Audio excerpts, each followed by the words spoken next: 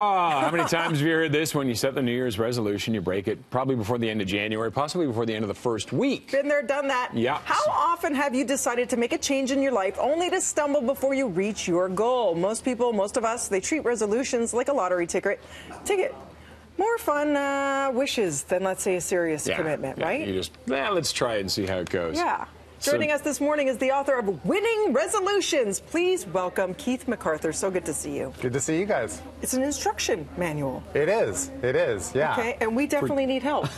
We've never kept one. For changes, I mean, what's the key to making a successful resolution? So the key is really, as you said in the intro, to treat it like a commitment, right? So many people treat it like kind of a wish. It's something that I would love to see happen. Wouldn't it be great if I lost this weight? But they don't actually make a promise to themselves, and they don't take the time to plan out what that means.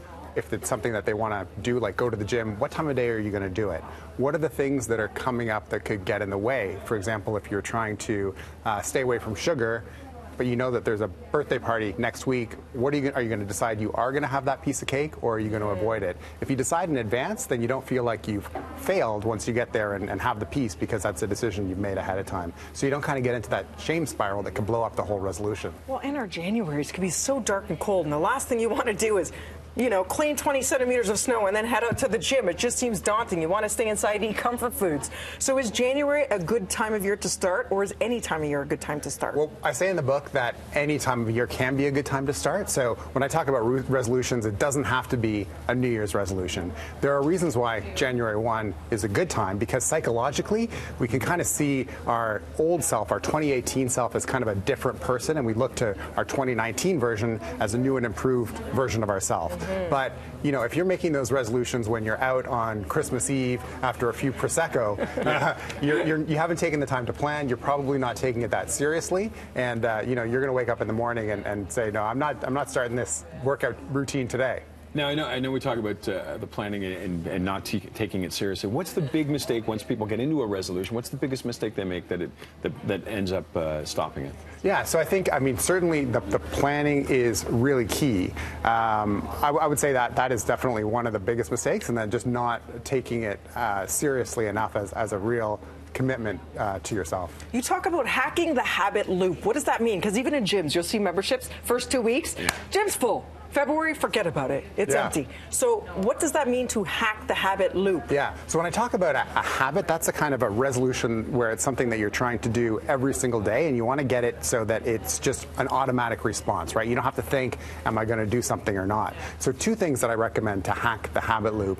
One is to what I call piggybacking a habit. So this is the idea that if there's something that you already have as a habit, something you do every day. So let's say, for example, brush your teeth. You brush your teeth.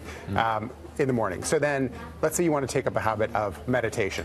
You say, okay, I'm going to meditate every day right after I brush my teeth. It's not something I have to think about. It's just something that this is the time I've scheduled it, and then eventually it's going to become automatic.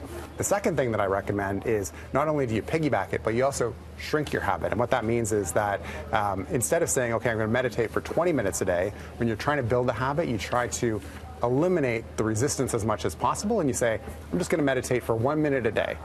That's kind of easy to establish as a habit, and then once you've got that as a kind of automatic response right after you brush your teeth, you meditate, then you can start building it up to longer, because you built it as a habit. Now you don't have to worry as much about the resistance. Is there a good time to start building it up? Like, did you go 2 weeks at a time, and then you go, okay, I'm going a little longer this time, or does it just kind of come naturally? I think you have to wait until it's a habit. And there's this myth you probably heard about, that it takes 21 days to build a habit, and the research into that says no, it can take much, much longer. And it actually depends on the kind of habit that you're trying to set. Some habits can take months. So once you know that it's a habit, once it's something that you're doing automatically, that's when it's a good time to start trying to lengthen it. How do we increase our willpower? Yeah, so the science of willpower is really interesting, because there are ways that we can boost our willpower. So if you think about things that kind of lower your self-control, if you know that after you've had a couple of drinks, you're not going to stick to your goals as well, right? And that's because alcohol sort of impairs your prefrontal cortex, and that's your willpower engine in your brain. So there's things you can do to build up that. One is regular exercise, one is like getting enough sleep, and one is meditation. How's that sleep thing going? I think I had 2 hours last night. Oh my gosh. I think my sleep thing is not working right now, but I do the meditation in the morning, actually. You do it? Little 10 minutes, yeah. Good for you. Sorry, Yeah. I'm playing off the doo-doo. I'm 2 years old. So I didn't know you meditated in the Just a morning. little, you know what, you visualize the day and how you want to see the day unfold. That's so cool. Yeah.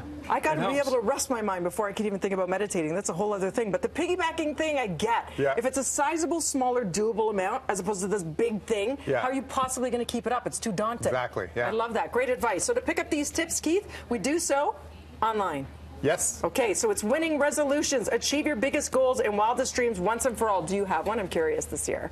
Do you have a resolution? So I'm not setting a resolution on New Year's Day, but I am actually setting a meditation resolution. So I meditate some, but I want to do it, make sure I'm doing it every single day. So I'm starting with the 1 minute. So how do you do it? Like, could you talk us through it? Have you already tried How to implement? meditate? Yeah. Yeah, so it sounds like Roger could probably tell us too, but I'm not sure. It's my own version of Okay. meditation. yeah. So I mean, what I recommend is setting a timer on your phone, and so you can set it for 1 minute or 3 minutes or however long you want to do it, and basically just be in one place where you're quiet, you're not going to be disturbed, and focus on your breath.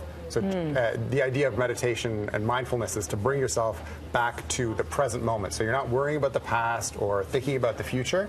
So your mind's going to keep wandering and worrying about things, but every time you bring yourself back to the present moment, you're kind of building up that ability to be in the present moment. Be in the present. It's not Yeah. just about presence. No.